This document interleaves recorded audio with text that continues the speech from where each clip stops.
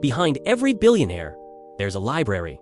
While others are busy chasing fleeting trends, the truly powerful chase timeless wisdom. The books they read don't just inspire, they are blueprints, the very foundation upon which empires are built. Because information, when deeply understood and relentlessly applied, becomes wealth. These are not just books. They are the timeless guides that shaped the minds of the world's wealthiest and most influential thinkers.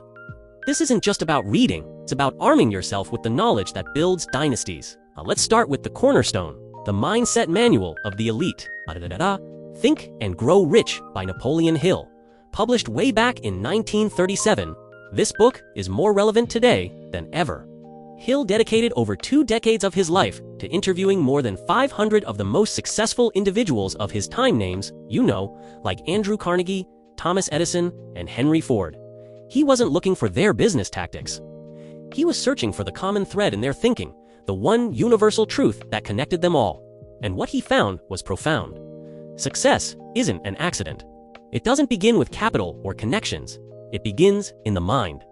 Every single empire, every massive corporation, every world-changing invention started as a simple idea. A flicker of thought in someone's imagination, right? It's the unwavering belief in that idea that transforms it from a dream into tangible reality, into gold. This book teaches that wealth isn't about luck or circumstance. It's about mental architecture. It's about designing your thoughts with the precision of an engineer. Because those who learn to control their thoughts, those who master their own minds, ultimately control their destiny. The first law of empire building. Your outer world is a direct reflection of your inner world.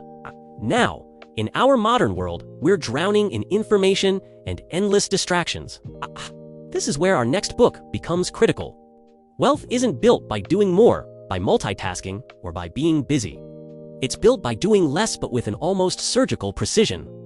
Gary Keller's The One Thing teaches this forgotten art, in an age where focus is the rarest and most valuable currency. The rich guard it with their lives, while the poor scatter it away on trivialities. Think about it. Your phone buzzes, an email pops up. A new social media trend explodes. Each one is a tiny leak in your reservoir of focus. Keller argues that extraordinary results are directly determined by how narrow you can make your focus. About asking yourself one simple but powerful question. What's the one thing I can do such that by doing it, everything else will be easier or unnecessary? Your empire, your success, your entire life is a mirror of your ability to say no. No to the distractions, no to the noise, no to the endless opportunity. It's about identifying that single domino that, when toppled, creates a chain reaction of success. That is the power of focus. Once you have the right mindset and an intense focus, you need to understand leverage. Most people are trapped in a cycle. They work for money. The wealthy, however, have figured out a different game. They make money work for them. Robert Kiyosaki's Rich Dad, Poor Dad completely flipped the script on conventional financial wisdom for millions. It drew a stark contrast between two mindsets. The poor dad, his highly educated biological father who believed in climbing the corporate ladder. And the rich dad, his friend's father, who believed in building and owning the ladder itself. Kiyosaki revealed the transformative power of ownership, of acquiring assets that generate income for you even while you sleep. Real estate, businesses, stocks, intellectual property, these are the engines of wealth. The book's core lesson is simple but revolutionary. Do I spend your life chasing a bigger paycheck? Instead, spend your life building and acquiring systems that print paychecks for you. That is the fundamental secret to breaking free from the rat race and achieving true financial freedom. You don't get rich by working harder. You get rich by thinking differently about money. Mindset, focus, and leverage are crucial. But to navigate the world of business and power, you must understand its unspoken rules. Every empire, whether corporate or political, plays by a complex set of principles that are rarely taught in school. Robert Greene wrote them down in his monumental work, The 48 Laws of Power. Drawing from thousands of years of history, from the strategies of Machiavelli to the tactics of Sun Tzu, Greene decoded the dynamics of influence. Now, some people see this book as a manual for manipulation, but that's a shallow interpretation. Its true value lies in understanding human nature and the timeless mechanics of power. It's a defensive guide as much as an offensive one. It teaches you to recognize when these laws are being used on you, how to protect yourself, and how to navigate complex social and professional hierarchies with intelligence and foresight. Power isn't something that's crudely taken. It's a game of chess. It's built strategically, move by move, law by law. To build an empire, you must become a master of the game. But what happens when the game gets incredibly complex? You need a system. Ray Dalio, the founder of the world's largest hedge fund, Bridgewater Associates, didn't just become a billionaire by being smart. He built a systematic machine that made him one. In his book, Principles, Dalio revealed the operating system that runs both his life and his company.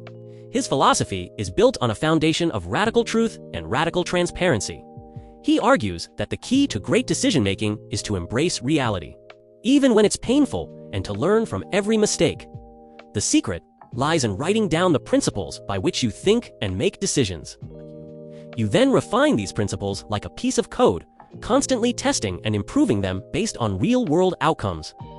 Eventually, this system of principles becomes an algorithm that can run your life and your business with logic and consistency. Why is this so powerful? Because systems don't get tired. They don't have bad days. They don't let ego or emotion cloud their judgment. They just get smarter and more effective over time. Finally, we come to the bedrock of all enduring success, the mental fortress. The richest and most powerful man in the Roman Empire, Marcus Aurelius, was also its most thoughtful philosopher. He ruled a vast empire fraught with war, plague, and political intrigue, yet his true power came from within. His private journal, now known as Meditations, is one of history's greatest guides to Stoicism, the ancient art of emotional self-control.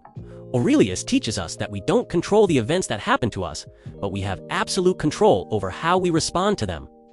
The market will crash, competitors will emerge, plans will fail. External chaos is a given. True strength lies in maintaining internal calm. If you cannot rule your own emotions, you will never be able to effectively rule your world. In an age of constant stimulation and reaction, stillness is the secret weapon of every great empire builder. It is the source of clarity, resilience, and wisdom. So, what connects all these monumental books? A single, powerful idea. Empires fall, trends fade, fortunes are won and lost. But wisdom? Wisdom is the only asset that compounds forever. The knowledge you acquire is the one thing no one can ever take from you. You don't need a prestigious degree or a wealthy family to begin. You just need a library card and an insatiable desire to learn. Read what the rich read. Think how the great thinkers thought, and soon you will have the tools to build what they built. Thank you for joining me on this journey through the books that built empires. If this inspired you to start building your own library of wisdom, make sure to like this video and subscribe for more content that empowers you. Till next time, read to rise.